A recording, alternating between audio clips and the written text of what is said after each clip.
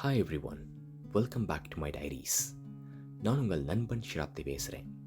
இன்றைக்கி நம்மளோட 10th episode. இந்த எபிசோடோட பேர் சொல்யூஷன். எல்லாருக்கும் லைஃப்பில் டிஃப்ரெண்ட் டைப்ஸ் ஆஃப் ப்ராப்ளம்ஸ் என்றைக்கும் வந்துட்டு தான் இருக்க போகுது. அதே மாதிரி எல்லா ப்ராப்ளம்ஸ்க்கும் அதுக்கு ஒரு சொல்யூஷன் என்றைக்குமே இருக்க தான் செய்யும். ஆனால் நம்ம அந்த சொல்யூஷனை எப்படி கண்டுபிடிக்க போகிறோம், அதில் தான் த்ரில்லே இருக்குது. அந்த மாதிரி ஒரு ஸ்டோரியை தான் இந்த எபிசோடில் நான் உங்கள் கூட ஷேர் பண்ணிக்க போகிறேன். சரி வாங்க எபிசோட்குள்ளே போகலாம். இந்த ஸ்டோரி என் லைஃப்பில் 4 இயர்ஸ்க்கு முன்னாடி நடந்த ஒரு விஷயம். நான் என்னோடய ஹையர் ஸ்டடீஸ் பண்ணுறதுக்கு ஆஸ்திரேலியாவுக்கு வந்தேன். ஆஸ்திரேலியாவுக்கு வந்ததுக்கு அப்புறம் தான் தெரிஞ்சு சிட்னி ஒரு எக்ஸ்பென்சிவான சிட்டின்னு சொல்லி. எப்படின்னா, நான் சிட்னிக்கு ரீச் ஆன உடனே நான் என்னோடய யூனிக் பக்கத்தில் தான் அப்பார்ட்மெண்ட் ரெண்ட் பண்ணியிருந்தேன். அந்த சபர்ப் பேர் வந்து ஸ்ட்ராத்ஃபீல்டு. அந்த சபர்பில் வீக்லி ரெண்ட் ரொம்ப எக்ஸ்பென்சிவ். அஸ் அ ஸ்டூடெண்ட் என்னால் அதை அஃபோர்ட் பண்ண முடியல. ஸோ நானும் என்னோடய ஃப்ரெண்ட்ஸ் எல்லாருமே சேர்ந்து எந்த சபர்பில் வீடு சீப்பாக கிடைக்குமோ, அதாவது ரெண்ட்டுக்கு சீப்பாக இருக்குமோ, அந்த சபர்பில் வீடு தேட ஆரம்பித்தோம். அதே மாதிரியே எங்களுக்கு ஒரு 1 மந்த்துக்கு அப்புறம் ஒரு வீடு கிடச்சிச்சு. அந்த வீடு வந்து யூனிலேருந்து அரௌண்ட் 45 to 50 மினிட்ஸ் ட்ராவல் பண்ணுற மாதிரி இருந்துச்சு. எங்களுக்கு அஃபோர்டபுளாக இருந்துச்சு. ப்ளஸ் அது ஒரு இண்டிவிஜுவல் ஹவுஸ், 5 பெட்ரூம் இருந்த ஹவுஸ். ஸோ ரொம்ப பெரிய வீடு. அந்த வீட்டுக்கு கிடச்ச ஒரு சந்தோஷம் இருந்தாலும், அந்த வீட்டுக்கு போய் ஸ்டே பண்ணுறப்ப தான் தெரிஞ்சு அந்த வீட்டோட ஃப்ரண்ட் யார்டும் பேக் யார்டும் ரொம்ப பெருசுன்னு சொல்லி. அந்த வீட்டோட பேக் யார்டு பார்த்தீங்கன்னா, நம்ம காஞ்சரிங் படத்தில் வர மாதிரியே இருக்குங்க. ஒரு பெரிய மரம், நைட்லாம் லைட் இல்லாமல் இருட்டாக ரொம்ப பயங்கரமாக இருக்கும். அப்படியே ஒரு ஹாரர் மூவி பார்த்த ஃபீல் எப்பயுமே இருக்கும் அந்த வீட்டோட பேக் யார்டுக்கு போனீங்கன்னா. ஸோ அந்த வீட்டில் என்ன சேர்த்து 5 பேர் இருந்தோம். இண்டிவிஜுவலாக அந்த வீட்டில் 5 ரூம் இருந்தாலும் நாங்கள் எல்லாருமே ஒரு 2-3 வீக்ஸ்க்கு சேர்ந்து ஒரே ரூமில் தான் படுத்துட்டு இருந்தோம். ஏன்னா அந்த வீட்டோட எஃபெக்ட் அப்படி பயங்கரமாக இருக்குங்க.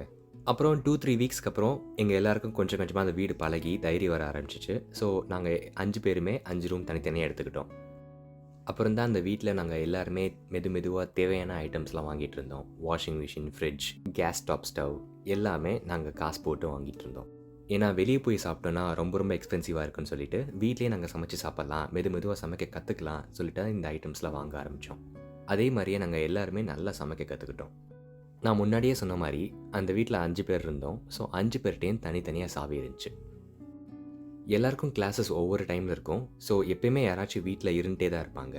ஆனால் ஒரு நாளைக்கு மட்டும் யாருமே வீட்டில் இருக்க மாட்டாங்க. ஏன்னா அன்றைக்கி 4 பேருக்கும் ஒரே டைமில் கிளாஸ் இருந்துச்சு. ஒரு பையனுக்கு நைட் ஷிஃப்ட் ஃபெயிலியர் இருந்துச்சு. ஸோ யாருமே வீட்டில் இருக்க மாட்டோம் அந்த டே மட்டும். அந்த மாதிரி ஒரு நாள் நாங்கள் 4 பேரும் கிளாஸ் முடிச்சுட்டு வீட்டுக்கு வந்துட்டு இருந்தோம். ட்ரெயின் ஏறினதுக்கப்புறம் எங்கள் 4 பேர் மைண்ட்லேயும் என்ன இருக்குன்னா, யாராச்சும் ஒரு ஆள்கிட்ட சாவி இருக்கும், அந்த ஒரு திங்கிங் எல்லாரோட மைண்ட்லேயும் இருந்துச்சு. ஸோ அதே மாதிரி நாங்கள் எல்லாருமே ட்ரெயின் ஏறினதுக்கப்புறம் நான் என்னோடய ஃப்ரெண்டு ஒரு பையன்ட்ட கேட்டேன், உன்கிட்ட சாவி இருக்குடான்னு சொல்லி அவன்கிட்ட கேட்டேன். அவன் வந்து சிரிச்சிட்டே என்கிட்ட இல்லைன்னு சொல்லி சொன்னான். நான் வந்து சரி ஓகே சும்மா என்கிட்ட விளையாடுறான் போலன்னு சொல்லிட்டு சரி விளையாடாத, உன்கிட்ட சாவி இருக்குன்னு எனக்கு தெரியும்னு சொல்லிட்டு நானும் சும்மா இருந்தேன். அவன் என்ன நினச்சிட்டான், நான் அவன் கூட விளையாண்டுட்டு இருக்கேன்னு சொல்லி நினச்சிட்டான். அதாவது என்கிட்ட சாவி இருக்கிறதா அவன் நினச்சிட்டான். அதே மாதிரி மற்ற பசங்களுக்கும் இதே திங்கிங் அவங்க மைண்டில் ஓடிக்கிட்டு இருக்கு.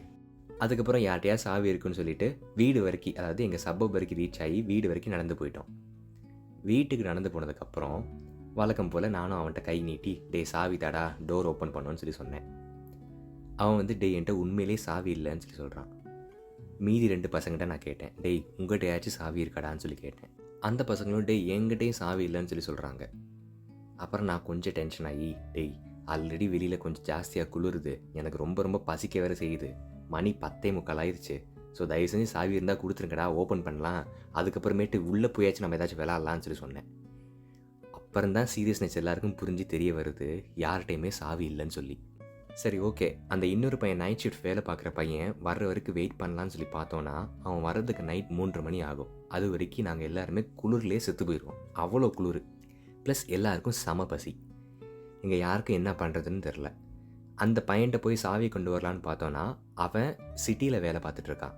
நாங்கள் இங்கே வரைக்கும் சிட்டி கிளம்பி போயிட்டு ரிட்டர்ன் வரப்போ எங்களுக்கு ட்ரெயின் இருக்காது. ஏன்னா அதுதான் லாஸ்ட் ட்ரெயின் சிட்டி போகிறதுக்கு. ஸோ எங்கள் யாருக்கும் என்ன பண்ணுறதுனே தெரில. செம்மையாக குளிருது, அதே சமயத்தில் செம்மையாக பசிக்குது.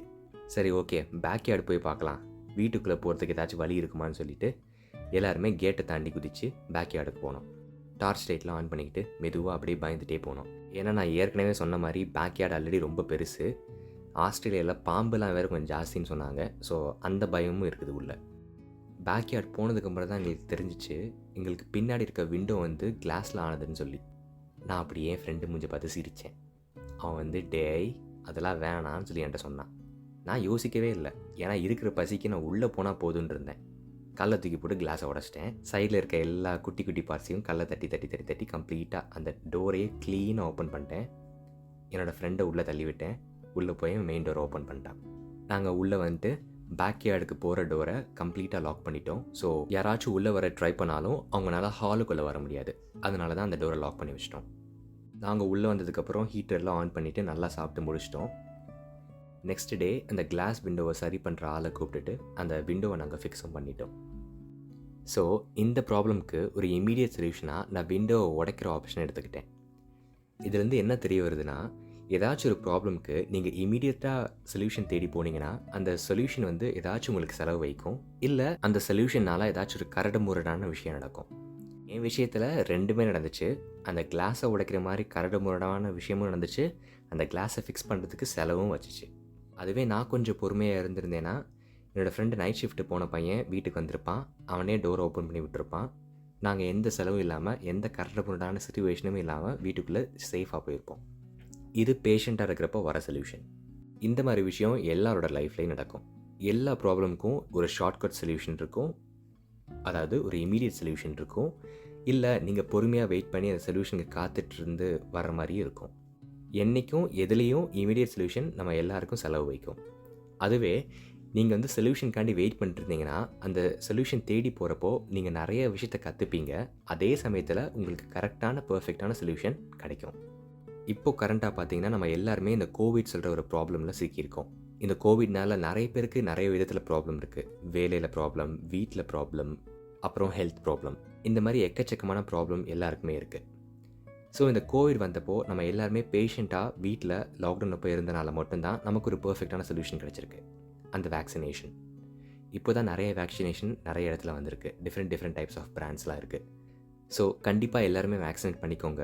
ஒரு டோஸோடு நிப்பாட்டாதீங்க, 2 டோஸும் போட்டுக்கோங்க. ஸோ அப்போ தான் நம்ம மட்டும் இல்லாமல் நம்ம கூட இருக்கவங்களையும் நம்ம சேஃபாக பார்த்துக்கலாம். ப்ளஸ் வேக்சினேட் பண்ணிக்கிறதுனால நம்ம எல்லாருமே இந்த ப்ராப்ளம் விட்டு வெளியும் வரலாம்.